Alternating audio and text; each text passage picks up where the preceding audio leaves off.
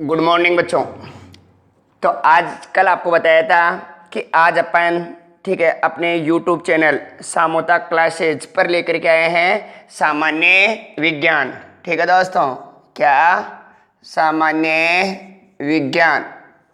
तो देखिए जो सामान्य विज्ञान होगी अपनी जनरल साइंस, उस जनरल साइंस के लिए आपको बताया गया था कि अपने हर कॉम्पिटिटिव एग्ज़ाम, चाहे पटवार हो, चाहे रेलवे हो, ठीक है, चाहे सुपरवाइज़र हो, ठीक है, चाहे अगर अदर कोई भी अपनी, चाहे जैसे रीट हो, चाहे जेईटी जेट हो, चाहे पीएमटी वाले बच्चों के लिए भी। जैसे कहने का मतलब ये नहीं कि जैसे पीएमटी वालों को इनको सर आप जनरल साइंस में जोड़ रहे हो, अपना पढ़ाने का एक सीक्वेंस ऐसा रहेगा कि टॉपिक टू टॉपिक वहां तक लेकर के चलेंगे जनरल साइंस में जहां तक कि वो आपको याद रह सके।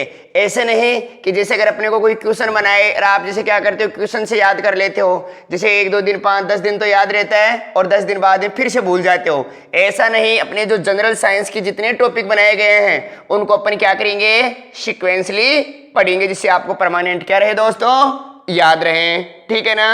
तो देखिए आप बात करते हैं, चाहे अपना फिर से कह रहा हूं, चाहे अपना पटवार हो, सुपरवाइजर हो, रेलवे, चाहे डी ग्रुप, एनटीपीसी, चाहे आरएस हो, चाहे आईएएस हो, चाहे एलडीसी हो, ठीक है, चाहे महिला सुपरवाइजर हो, चाहे रीट हो, चाहे जेट हो, जितने भी कॉम्पिटिटिव एग्जाम में जनरल साइंस आती है सबको कवर करेंगे और ऐसे सीक्वेंस से लेके चलेंगे कड़ी टू कड़ी, जिससे कि आपको समझ में भी आए। अरे कहने का मतलब ऐसा है कि अपन साइंस में ऐसा अध्ययन से लेकर के चलेंगे कि जैसे अगर मान लो कि ज्यादातर जैसे साइंस वाले बच्चे तो फिर भी साइंस को पढ़ लेते हैं, कॉमर्स आर्ट्स वाले बच्चे ये देखते हैं कि ये साइंस तो कोई आफत आ गई, ठीक है, उनको ऐसा महसूस नहीं होगा, उनको भी इसमें इंटरेस्ट आएगा।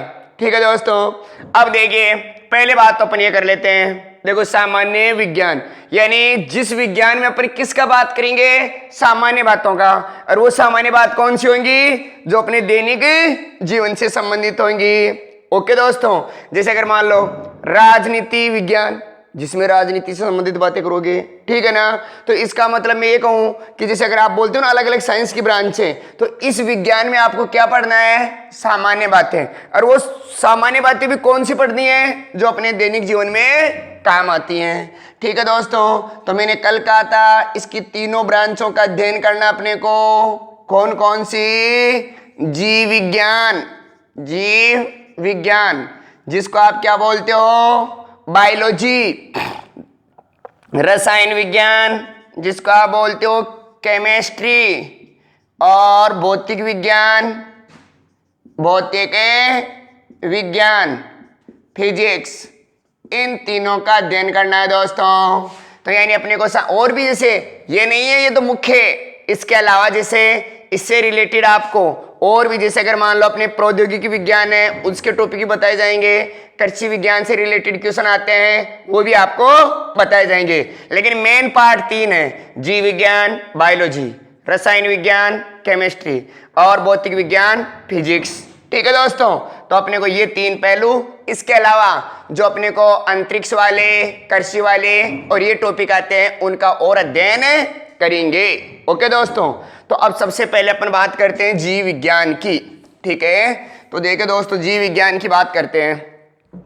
अब अपन बात करें जीव विज्ञान के लिए, तो जीव विज्ञान में भी सुनना, जीव विज्ञान यानी बायोलॉजी, बायोलॉजी, और इस बायोलॉजी में भी अपन किस किस का अध्ययन करेंगे, एक तो जंतु विज्ञान का, एक तो जंतु विज्ञान का, और एक वनस्पति विज्ञान का, वनस्पति विज्ञान का, जंतु विज्ञान और वनस्पति विज्ञान का। इसको क्या बोलते हैं भाई, जूलॉजी। ओके, जूलॉजी, और इसको बॉटनी। और ये भी ध्यान रख लेना दोस्तों, ये तो यहीं पर बताओ, जंतु विज्ञान और वनस्पति विज्ञान हो गई। अपनी जीव विज्ञान का जनक कौन है, अरस्तु। जीव विज्ञान का जनक कौन है, अरस्तु। यानी मैं ये कह दूं क्या कि इसका जनक है अपना अरस्तु। और जंतु विज्ञान का जनक कौन है दोस्तों? ठीक है, वही अरस्तु। और वनस्पति विज्ञान का जनक कौन है? थियोफ्रेस्टस। ठीक है, कौन है? थियोफ्रेस्टस। तो मैं ये कह दूं क्या, इसका जनक है अपना कौन? इसका जनक है अरस्तु। और जंतु विज्ञान का जनक कौन है? इसका जनक है अरस्तु। कौन दोस्तों? अरस्तु। और इस वनस्पति विज्ञान का जनक है, वनस्पति विज्ञान का जनक है थियोफ्रेस्टस। थियोफ्रेस्टस। तो अब समझ में आ गया क्या? अपने को इसके बारे में पढ़ना है। ये लो साहब, ये अपनी जीव विज्ञान हो गई साहब। तो इसका मतलब जीव विज्ञान, बायोलॉजी, जिसमें क्या क्या पढ़ना है?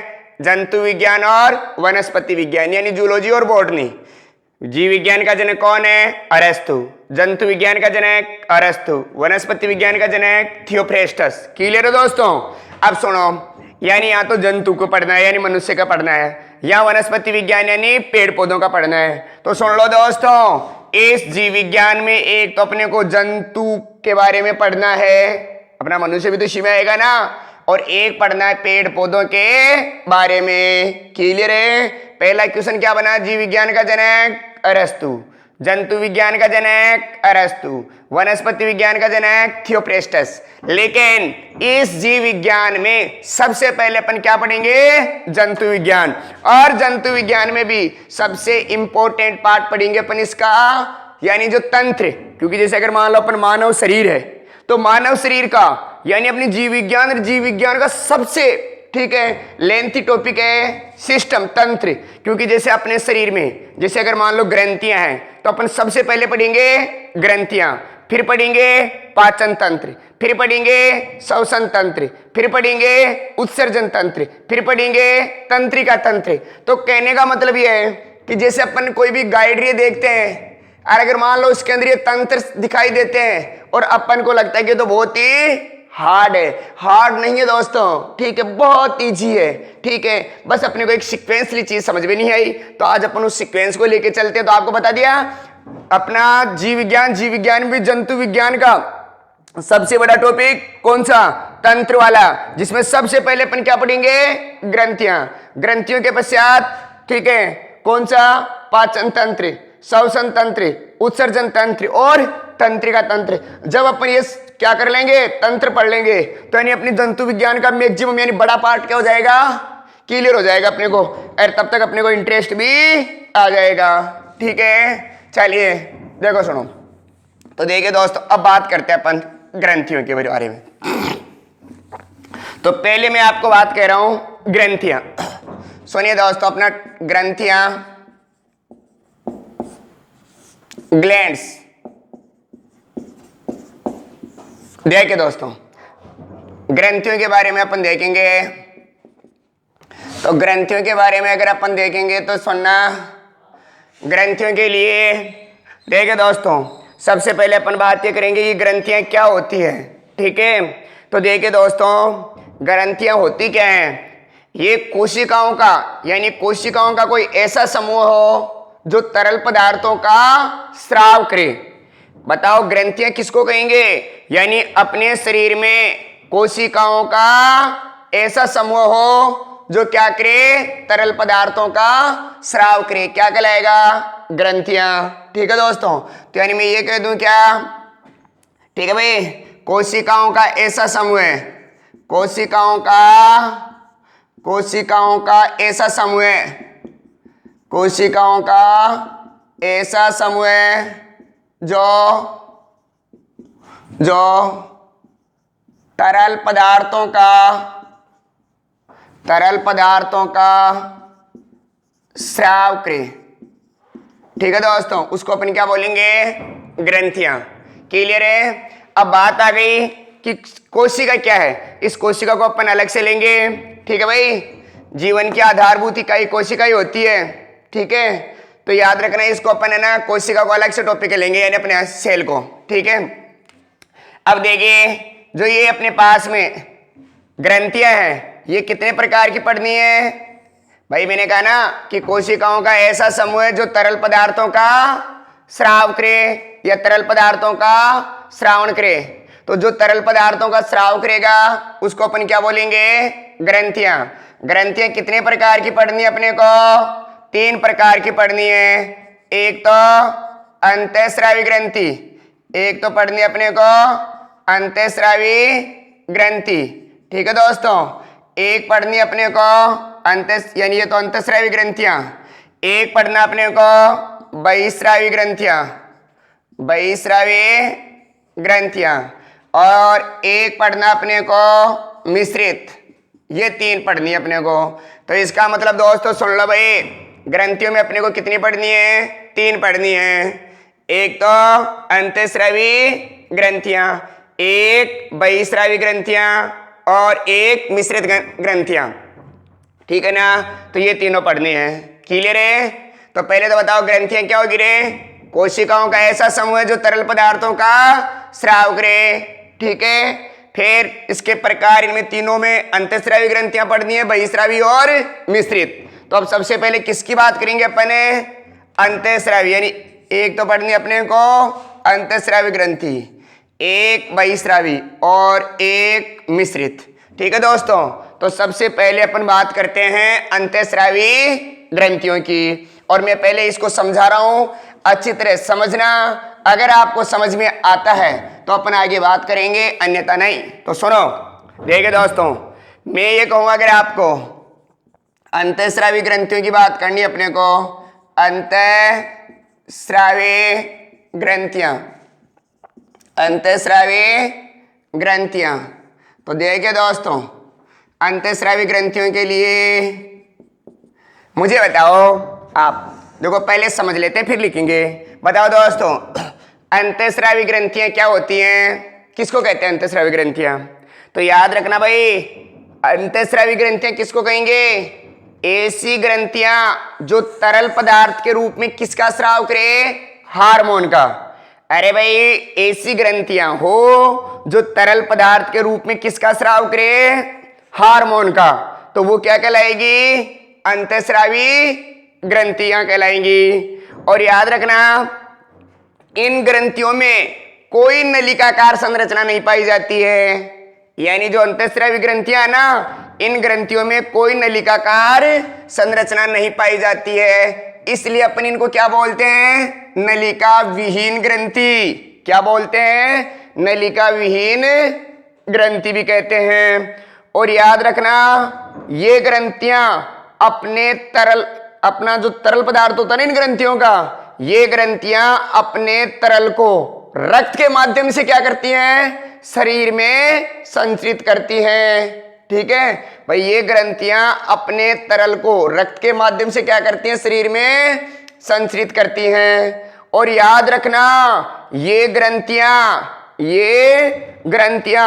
तंत्रिका तंत्र के साथ मिलकर के, ये ग्रंथियां तंत्रिका तंत्र के साथ मिलकर के शरीर के आंतरिक वातावरण का क्या करती हैं? नियमन करती हैं। याद रखना दोस्तों कि जो अपनी अंतःस्रावी ग्रंथियां है ना, ये क्या करती हैं? तंत्रिका तंत्र के साथ मिलकर के शरीर के आंतरिक वातावरण का नियमन करती हैं, जिसको अपन क्या बोलते हैं? Neuro endocrinology. क्या बोलते हैं? Neuro endocrinology, neuro endocrinology. समझ में आ गया ना? Neuro endocrinology. ठीक है। और अंतःस्रावी विज्ञान का जनक कौन था? Thomas Edison. अंतःस्रावी विज्ञान का जनक कौन था? Thomas Edison. क्लियर है? तो बताओ, देखो अंतःस्रावी विज्ञान का जनक कौन? अंतःस्रावी विज्ञान का जनक थॉमस एडिसन। ठीक है भाई, किसको कहेंगे अंतःस्रावी ग्रंथियां? जो तरल के रूप में किसका स्राव करे? हार्मोन का। अभी अपन जस्ट आगे पढ़ने वाले भाई, हार्मोन होता क्या है। ठीक है दोस्तों, फिर बताओ, इनमें कोई नलिकाकार संरचना पाई जाती है क्या? नहीं, इसलिए इनको क्या बोलते हैं? नलिका विहीन ग्रंथियां।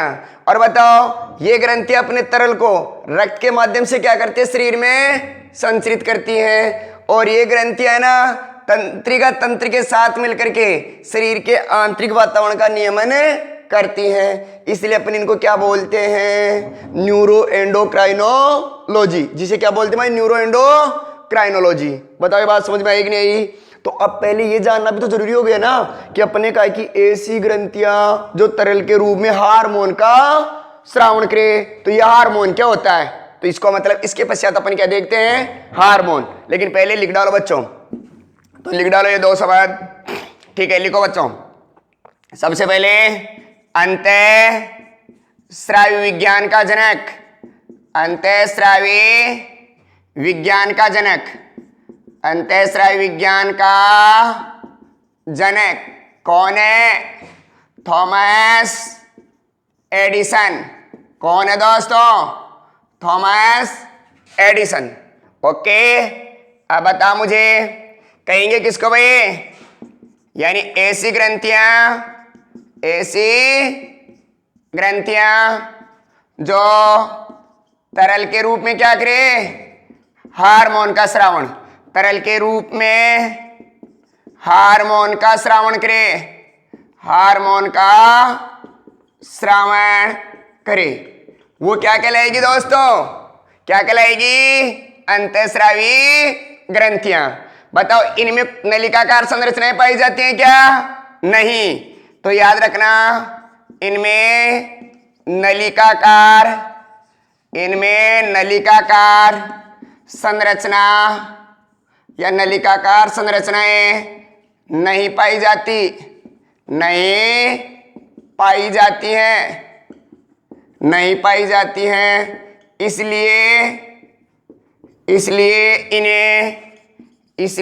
इन्हें नलिका विहीन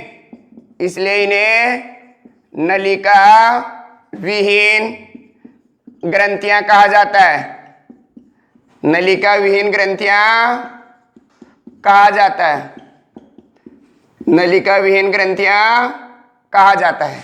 ओके दोस्तों, और ये रक्त के माध्यम से क्या करती हैं, अपने तरल का शरीर में संचरण करती हैं। तो मैं कह दूं क्या, ये अपने तरल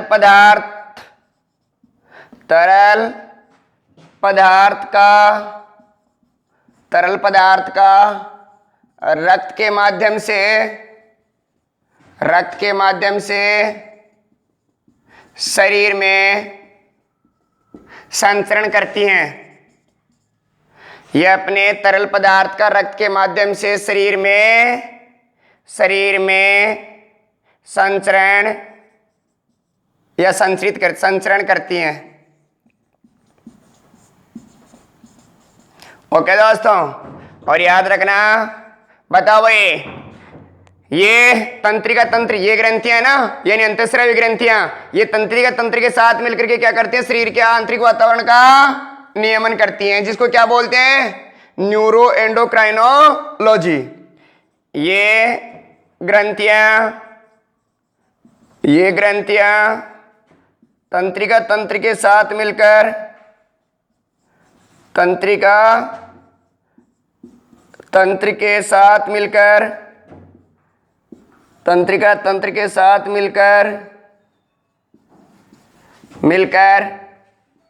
शरीर के आंतरिक वातावरण का नियमन करती हैं, शरीर के आंतरिक वातावरण का नियमन करते हैं। जिसको क्या बोलते हैं, न्यूरो एंडोक्राइनोलॉजी। ठीक है दोस्तों, जिसे क्या कहते हैं भाई, न्यूरो एंडोक्राइनोलॉजी, जिसे न्यूरो एंडोक्राइनोलॉजी, जिसे न्यूरो एंडोक्राइनोलॉजी कहा जाता है, जिसे न्यूरो एंडोक्राइनोलॉजी कहा जाता है। राइट है, एक सेकंड और सुन लो दोस्तों। बताओ, सबसे पहले अपने को ग्रंथियों में कितनी पढ़नी है? 3, अंतःस्रावी ग्रंथियां, बहिस्रावी ग्रंथियां और मिश्रित ग्रंथियां। सबसे पहले कौन सी पढ़ेंगे? अंतःस्रावी ग्रंथियां। बताओ, अंतःस्रावी विज्ञान का जनक कौन है? Thomas Edison. और जो ग्रंथियां तरल के रूप में किसका स्रावण करे? हार्मोन का, वो क्या कहलाएंगी? अंतःस्रावी ग्रंथियां। इनमें नलिकाकार संरचनाएं नहीं पाई जाती, इसलिए इनको क्या बोलेंगे? नलिका विहीन ग्रंथियां। और बताओ, ये अपने तरल पदार्थ को रक्त के माध्यम से शरीर में क्या करती हैं? संचरित करती है, यानी संचरण करती हैं। और ये ग्रंथियां बताओ तंत्रिका तंत्र के साथ मिलकर क्या करती हैं? शरीर के आंतरिक वातावरण का नियमन करती हैं, जिसे क्या कहते हैं? न्यूरो एंडोक्राइनोलॉजी कहा जाता है। बताओ बच्चों, समझ में आया कि नहीं आया?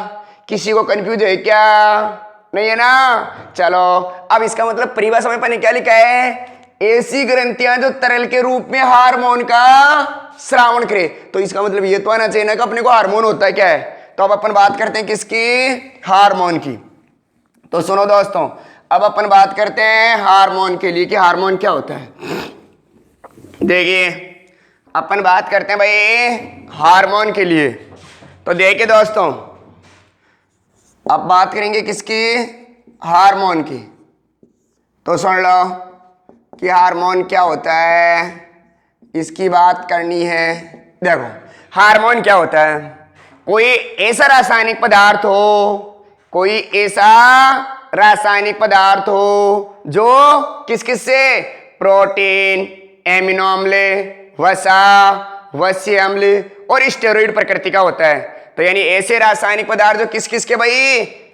प्रोटीन, एमिनो अम्ल, वसा, वसीय अम्ल और स्टेरॉइड प्रकृति का होता है। क्या कहलाएगा?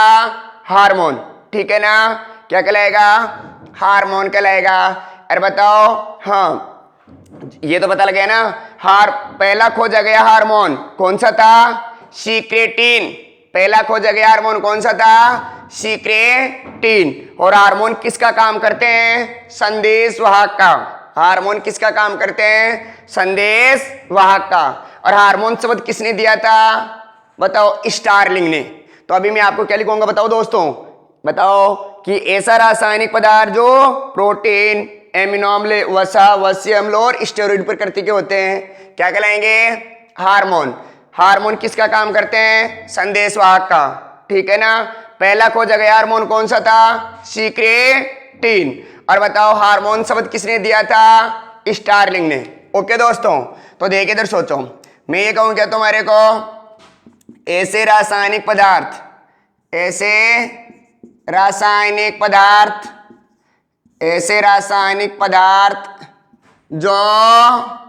जो प्रोटीन,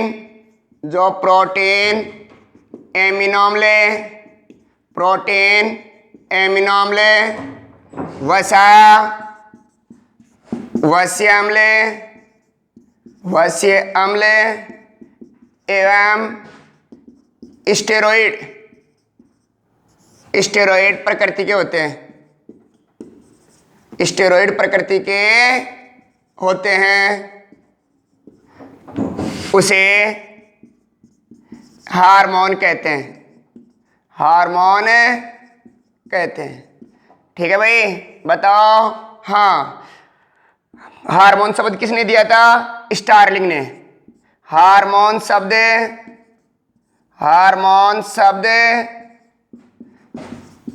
स्टारलिंग ने दिया। स्टारलिंग ने दिया। बताओ, हार्मोन किसका कार्य करते हैं? संदेशवाहक का। हार्मोन संदेश वाहक का कार्य करते हैं। हार्मोन संदेश वाहक का कार्य करते हैं। ओके दोस्तों, बताओ, पहला खोजा गया हार्मोन कौन सा है? सीक्रेटिन। पहला खोजा गया हार्मोन, पहला खोजा गया हार्मोन कौन सा है? सीक्रेटिन। पहला खोजा गया हार्मोन सीक्रेटिन। पहला खोजा गया हार्मोन सीक्रेटिन। क्लियर है? तो बताओ दोस्तों, जो अपन ने अंतःस्रावी ग्रंथियों की परिभाषा बोली थी ना कि भाई ऐसे पदार्थ, ठीक है, जो तरल के रूप में किसका श्रावण करे, हार्मोन का, उनको ही तो अंतःस्रावी ग्रंथि का आता ना। तो इसका मतलब हार्मोन क्या होता है भाई, कोई ऐसा रासायनिक पदार्थ हो जो किसका, प्रोटीन, एमिनो अम्ल, वसा, वस्य अम्ल और स्टेरॉइड प्रकृति के होते हैं, वही क्या कहलाएंगे, हार्मोन। हार्मोन शब्द किसने दिया, स्टार्लिंग ने। हार्मोन किसका कार्य करते हैं, संदेशवाहक का। पहला खोजा गया हार्मोन कौन सा था, सीक्रेटिन। क्लियर है। चलिए अब देखिए दोस्तों, अब अपन बात करते हैं अंतःस्रावी ग्रंथियों की। ठीक है भाई, कौन कौन सी, अपने शरीर में 9 अंतःस्रावी ग्रंथियां हैं। ठीक है, तो पहले तो मैं ये बता रहा हूं कि 9 अंतःस्रावी ग्रंथियां कौन सी है, फिर अपन एक एक को स्टेप बाय स्टेप पढ़ेंगे। ठीक है दोस्तों, तो देखिए अगर मान लो मैं मानव का चित्र बना रहा हूं जिससे आपको पता लगे कि कौन सी अंतःस्रावी ग्रंथियां अपने को पढ़नी है और कौन सी अंतःस्रावी ग्रंथियां कहाँ है। ठीक है बच्चों, को किसी को दिक्कत है क्या दोस्तों, फिर आवाज क्यों हो रही है तुम्हारी, ये ला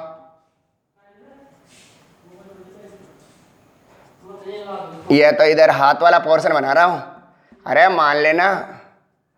ये ला दोस्तों,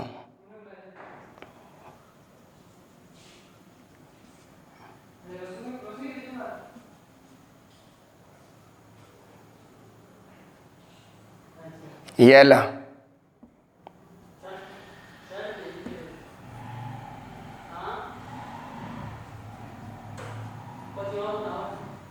ठीक है ना। तो अब देखिए इधर सोचो, अब अपन बात करते हैं 9 अंतःस्रावी ग्रंथियों के लिए। देखो यहां मैं बोलूंगा पीयूष ग्रंथि, पीयूष ग्रंथि।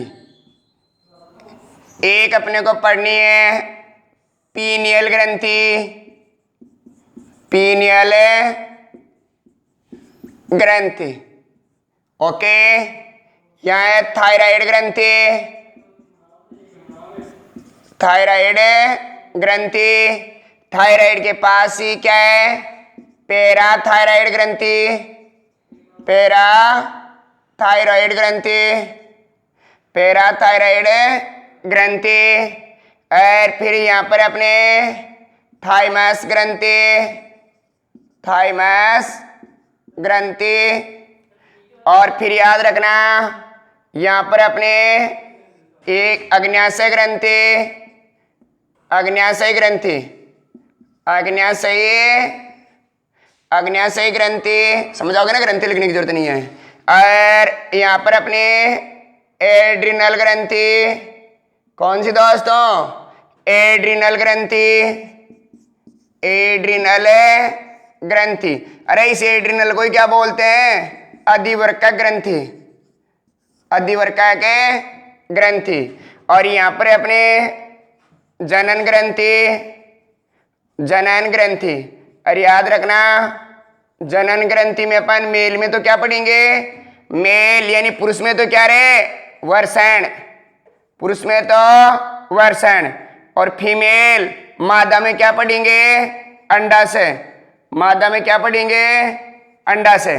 तो सुन ले भाई, अपने को कौन कौन से अंतःस्रावी ग्रंथियां पढ़नी है, पीयूष ग्रंथि, पीनियल ग्रंथि, थायराइड ग्रंथि, पैराथायराइड ग्रंथि, थाइमस ग्रंथि, अग्न्याशय ग्रंथि, एड्रिनल जिसको बोलते हैं अधिवर्का ग्रंथि। और अपने को एड्रिनल ग्रंथि होगी ना, जनन ग्रंथि। और जनन ग्रंथि के अंदर मेल में तो क्या पढ़ना है, वर्षण, और पुरुष में क्या, मेल में तो वर्षण और मादा में यानी फीमेल में अंडाशय।